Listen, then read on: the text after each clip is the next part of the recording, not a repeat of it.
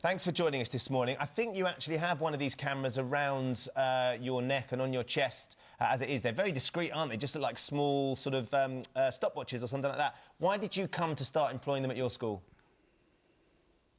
We're not using them in the classroom, I need to say that first of all. We're using our midday assistants. We asked them what their biggest challenge is, and their challenge was not knowing the young people's names.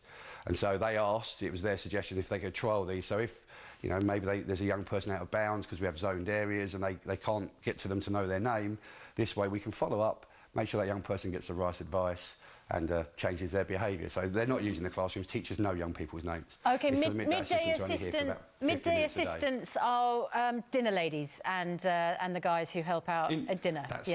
That's the normal way, yes. Yeah.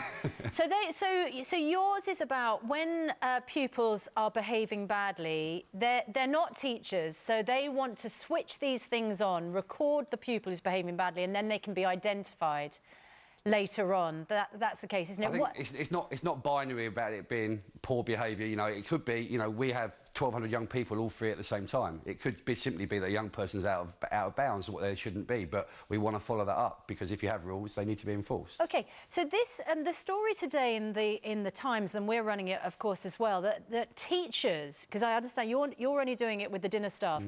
Teachers are going to be using these body cameras.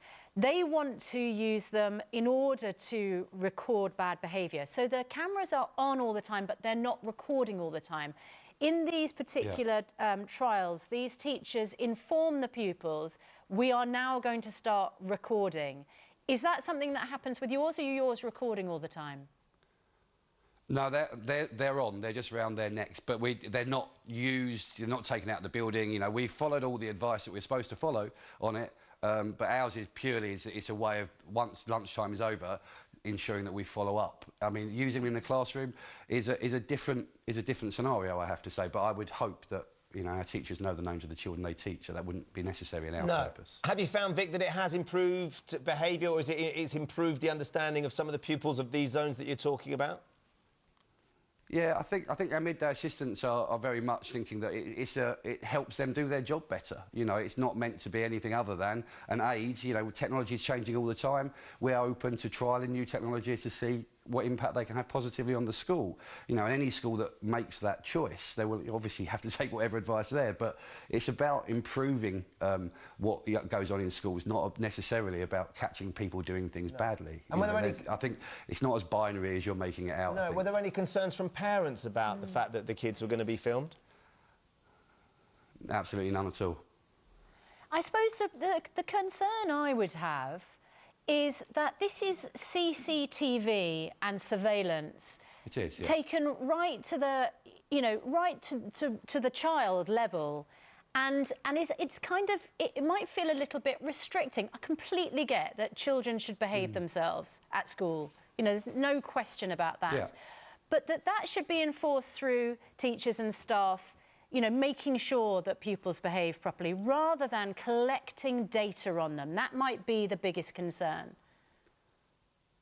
If you're unable to know a young person's name, one of the biggest weapons, one of the biggest tools that a member of staff has is actually saying, Billy, please don't do that, because Billy might be behaving in a way where he's not thinking. You know, and if it helps solve that problem, that we can then say, OK, we missed it at that moment, but we can follow that up, then that's a useful tool for us in order to help the young people who are having things disturbed, if that's the way you want to call it, or not being able to relax in the way they want. They have a right to have an ordered and consistent environment. It's about supporting young people, not catching them doing things wrong. Could you ever envisage them coming into the class, do you think? No, I mean, we video lessons in the fact that, you know, a teacher will want to video themselves teaching in order to improve their practice. You call it, you know, micro-teaching. You analyse your use of language, etc. So we would use it for a very specific purpose. Do I see my staff needing to wear them in lessons in order to control behaviour? Well, no, not at all. But that's our instance, and I wouldn't ever say that another school wouldn't make a different choice. That's up to them and their community. Yeah. Well, it's interesting. I mean, the comments we've had so far, hugely supportive. Overwhelmingly positive. Marvin Bloom, to be honest, the body cams for teachers long overdue. Seeing what happens in some schools nowadays, they'll need them. Emma Thompson, teachers have always looked for help controlling the class. A camera's more humane than a ruler or a belt. People shouldn't complain. Leanna Matthews, I think rather than just body cameras for the teachers, CCTV would be good so the children have backup too. That's an interesting point, isn't it? Because at the moment these are one way. Absolutely. Yeah, I mean, we're in a newish building, as you can see, and we have CCTV all over the building.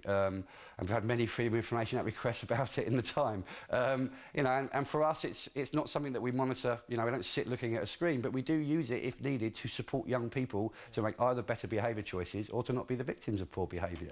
That's supportive. You can view it as, you know, you're having your privacy invaded, but we're not sitting monitoring something. We're using it for a very specific purpose, and I think there's a difference, I think, in those two uses.